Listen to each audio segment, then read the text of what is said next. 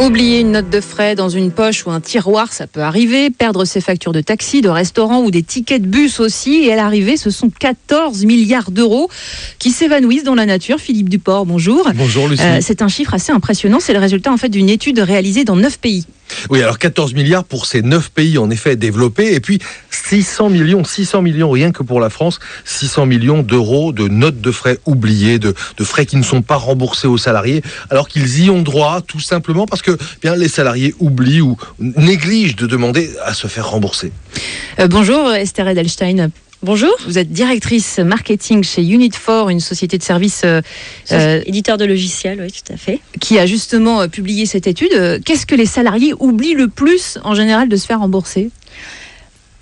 J'imagine en fait que ça dépend, il y a différentes façons de voir les choses. Ils oublient toutes sortes de factures. Déjà, il y a les petites factures. Quand elles sont pas très élevées, en général, ils les abandonnent. Ou alors, quand elles sont très très élevées et qui sont très occupés dans leur semaine ou dans leur quotidien, ils n'ont pas le temps de le faire tout simplement. Ils repoussent en fait au lendemain. Et du coup, ça traîne. Et comme ce sont parfois des systèmes qui sont un petit peu compliqués, où il faut rentrer et ils y passent pour 37% des Français entre 15 et 30 minutes, c'est pour ça qu'au final, ils le font pas tout de suite et ils repoussent et ils le font pas. Alors, du tout de l'année. On donnait des grands chiffres, 14 milliards, c'est assez incroyable, hein, 600 millions pour la France. Si on rapporte par salarié, ça représente combien ? C'est à peu près un tiers des salariés en fait qui ne réclament pas leur note de frais. Alors pour la France, c'est 11% en fait des employés qui ne réclament pas leur note de frais, ce qui représente à peu près 212 € par an et par salarié. Alors c'est quand même pas mal. On n'est pas les plus mauvais élèves parce que si vous partez aux États-Unis, vous êtes à 17% et là vous êtes à un montant de 347 € par personne et par an. C'est les entreprises qui doivent se frotter les mains, dites-moi.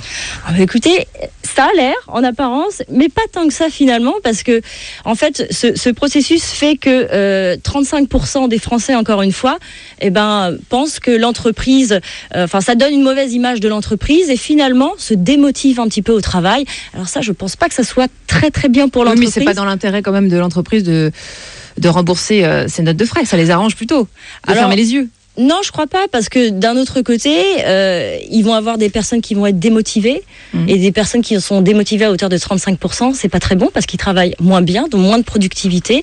Et d'autre part, ils vont peut-être, quelque part, ça va peut-être favoriser le fait que certaines personnes démissionnent et finissent par partir. Et là, pour l'entreprise, ça vous coûte beaucoup plus cher. Alors, vous dites que c'est long et compliqué. Les entreprises le font exprès ? Pour rembourser moins facilement ? Alors ça, c'est une bonne question. Non, je pense pas que les entreprises le fassent exprès. Je pense qu'on est juste à l'aube de la révolution digitale et qu'il y a certaines entreprises qui ne sont pas encore équipées en fait d'outils qui leur permettent de faire des notes de frais rapidement. Donc, il faut simplifier les outils alors. Exactement. Ça ressemble à quoi un outil moderne et simple ? Je vais vous donner un exemple. Je vous donne l'exemple de Cécile. Alors Cécile, aujourd'hui, elle a beaucoup voyagé. Elle a été en rendez-vous client et elle a fait plein de notes de frais et en fait elle voudrait être remboursée assez vite parce que c'était assez élevé. Le problème c'est que Cécile, il y a son manager demain qui n'est pas là et que si elle fait pas ses notes de frais aujourd'hui, il va pas pouvoir le valider, du coup elle pourra pas être remboursée. Donc ce qu'elle va faire avec des outils qui sont un petit peu plus modernes, elle va prendre son téléphone, elle va scanner ses factures qui vont rentrer directement dans le système et qui vont lui faire des propositions en fait soit de modification ou de validation des notes de frais préenregistrées parce qu'ils seront liée à son agenda. Du coup, Cécile, elle regarde, elle modifie, elle valide, elle envoie à son manager. Elle peut même lui envoyer une petite note en disant « S'il te plaît, valide mes notes de frais. La semaine prochaine, tu es en vacances. Et moi, j'ai besoin d'être remboursée. » Et voilà. Eh bien, merci beaucoup. Il y a des progrès à faire. Alors, c'est la conclusion de... Mais chez Unit4, justement, on est là pour montrer les progrès. Oui. Et c'est comme ça qu'on l'entend. Merci beaucoup d'être venu dans le studio de France Info, Esther Edelstein, directrice marketing chez Unit4. Et merci Philippe Duport. À demain.